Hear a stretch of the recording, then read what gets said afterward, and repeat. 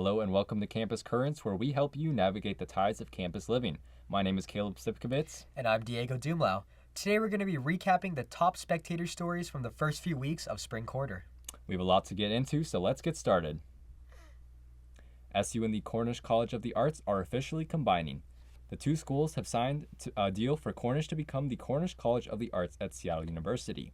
This agreement is called an asset contribution, which means that Cornish will transfer their assets and liabilities to SU and close as an independent institution. Seattle University President Eduardo Peñalver is excited about the agreement. He says that the merger, quote, will foster interdisciplinary learning across arts, business, and STEM, and increase access to more creative and performance spaces, end quote. The deal is heavily motivated by Cornish's financial struggles. The art school is dealing with falling enrollment and debt. The Cornish College of the Arts is set to close over the summer. In shocking fashion, Seattle U has decided to cut 7 academic programs, as well as restructure 4 more. The programs being cut include Bachelor's in Environmental Science and Interdisciplinary Liberal Studies, and Master's in 2 engineering fields, among others. All current students will be allowed to finish their degrees. These programs were selected for termination by the Office of the Provost and CFO in March, and approved by SU's Board of Trustees shortly after. In reaction to the announcement, many people around Seattle U are worried that the decision was made in violation of the faculty handbook. The part in question is Section 12 of the handbook, which you can find on Seattle U's website. The section is complicated, but it outlines that the dean and appropriate faculty need to be included in recommending reductions and eliminations of any faculty appointments if the school wants to cut a program. This rule was not followed in making the decision to cut the programs. The Provost's office says that this is because Section 12, quote, does not apply to the Academic Program Analysis Initiative, end quote. Student leaders also confirmed that they were not consulted in making this decision. You know, with all the academic program changes approaching, I'll be interested to see how things pan out. But I'm grateful that I get to leave soon as I'm graduating and be on my way. Yeah, I'm grateful for that too. Yeah, wait, aren't you a first year still? No, yeah, I am. I meant that I'm grateful that you're graduating and moving away. Oh, okay. You know what? That's cold. You know, speaking of cold, it was a chilly April 5th when people around Seattle gathered for the Hands Off rally. Let's get into news. April 5th, Seattleites joined a nationwide rally to say, quote, hands off, end quote, to the Trump administration, calling attention to human rights, the economy, immigration, cuts to government agencies, and more. More than 1,200 hands-off rallies took place across the U.S., with Washington state having protests scheduled in at least 40 other cities. The Seattle demonstration alone had around 25,000 people in attendance. Attendees crowded walkways, lawns, staircases, and other areas. Maya Walthall, a third-year poli-sci major at Seattle U, went to the rally and described it as being restorative, saying, quote, I think it is a good sign that there are enough people who care to turn out. My hope is that people will see that their efforts are not in vain, that there are people all over the country doing what they can, end quote. Over the past few weeks, the federal government has revoked well over 1,000 F1 and J1 student visas nationally. Caleb got a chance to learn about how this is affecting some current and former students at SU. Let's take a look. Student visas are in jeopardy across the country, and current and former Seattle University students are starting to feel the effects. This is the International Student and Scholar Center, located in Seattle U's Piggott Pavilion. The ISSC's employees have been monitoring the status of student visas using a tool called SEVIS, which stands for the Student and Exchange Visitor Information System. Alan Wynn is the Associate Director of the ISSC. And that's when I did start seeing on April 3rd was the first of our students that got their student visa revoked. And more specifically, their record was terminated in SEVIS. Between April 3rd and 10th, Wynn says that 4 former students and 1 current student have had their records terminated, and these terminations come with only 2 realistic options. They could try and pursue reinstatement or go back home. And reinstatement is risky for former students, so Wynn says that their most realistic option is to return home.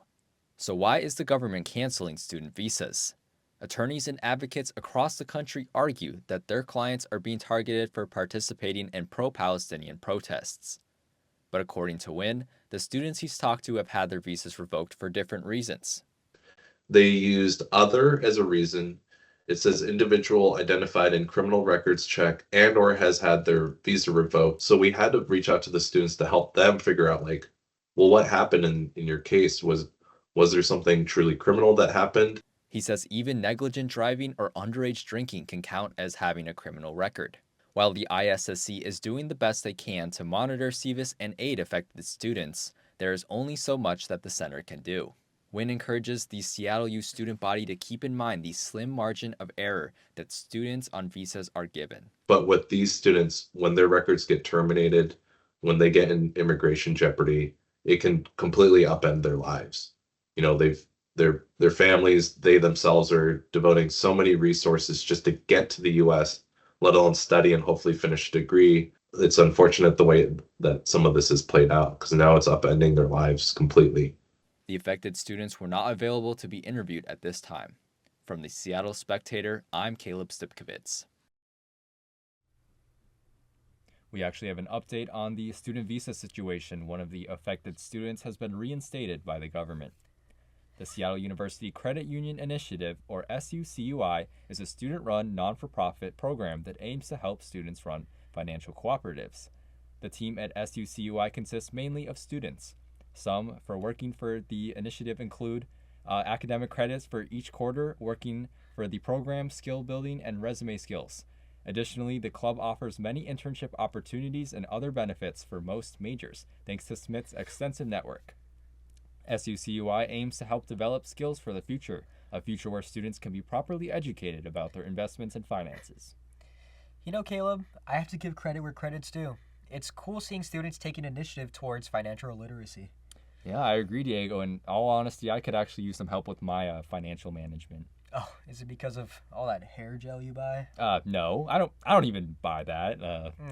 Anyways, I'd actually just like some help regulating some of my more serious purchases. Like my spandex pants and my fringe masks. What? Yeah, didn't I tell you I was getting into the wrestling scene? Well, I thought that was an April Fool's joke. Wrestling is not a joke, Diego. Yeah, for sure. Well, on the topic of art, let's get into A&E. Defy Wrestling holds monthly professional wrestling bouts only a few blocks from Seattle University that are every bit as awesome and exciting as you would hope them to be. The atmosphere was loud and passionate, with crowd favorites being met with cheers of encouragement and fandom, and villains trading obscenities and insults with the crowd. Despite the number of veteran viewers, the community is incredibly receptive to new fans, and it's never too late to start getting in on the fun. Events are held in Capitol Hill around once a month, so Seattle U students are only ever a few short weeks and a 15-minute walk from one of the most intense, fun, and memorable nights of their lives.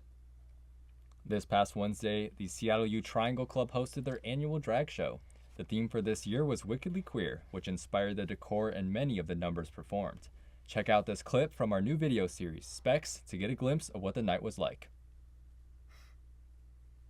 Hey, I'm Nicole with The Spectator, and tonight we are in the Campion Ballroom covering Wickedly Queer. I don't know, I mean, it's a drag show, so I feel like the atmosphere and environment is pretty welcoming and open. So, I don't know, it's a bit more comforting, but I'm excited. Good evening, guys. How are we doing? Good. All right, I have a question for the culture. Tonight, are you guys feeling wicked, queer, or wickedly queer? What's the vibe right now? I would have to go with both. I'm feeling a little wickedly queer. Sinister. Are you looking forward to the performances? Yes, I am. I love the vibes. I came last year. It was so fun. Are you ready to hold space tonight? Mentally prepared. She's ready. We love to see it. Thank you for coming, everybody. It's awesome having you here. I feel like I'm meeting a celebrity. Okay, beat switch.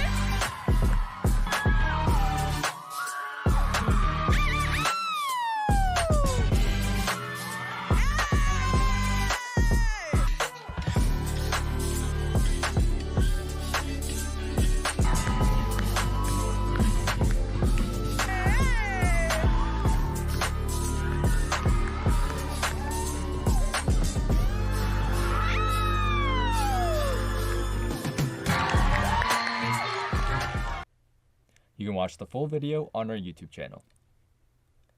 Customers from all walks of life can be found browsing and chatting excitedly at the grand opening of Magpie Thrift. Magpie is ready to establish itself as a thrift store and community space with a focus on sustainability in conjunction with the new nonprofit Everly. The space was formerly Lifelong Thrift, a nonprofit store dedicated to helping community members with HIV or AIDS. Lifelong will be shifting to focus fully on meal delivery services at a new location in Georgetown. A major focus of Magpie will be sponsoring and working in tandem with Everly, a new nonprofit focused on sustainability and community care. Through Everly's Downsize with Dignity program, the organization will help senior citizens sort, clean, move, and recycle or donate items that they no longer want, with a particular focus on queer seniors.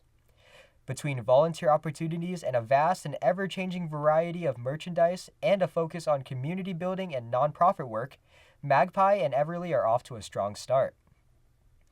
You know, I might have to stop by Magpie Thrift. I'm in search of some new clothes.